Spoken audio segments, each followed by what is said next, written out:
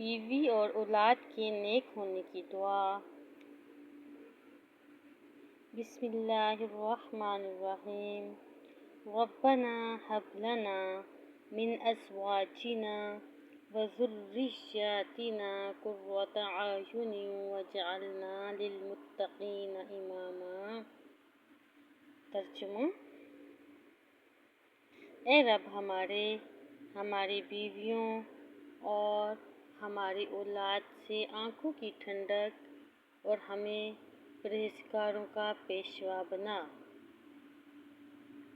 ربنا هب لنا من ازواجنا وذرياتنا قرة اعین واجعلنا للمتقین اماما۔ اپنی اولاد کے نیک رشتوں کے لیے یہ دعا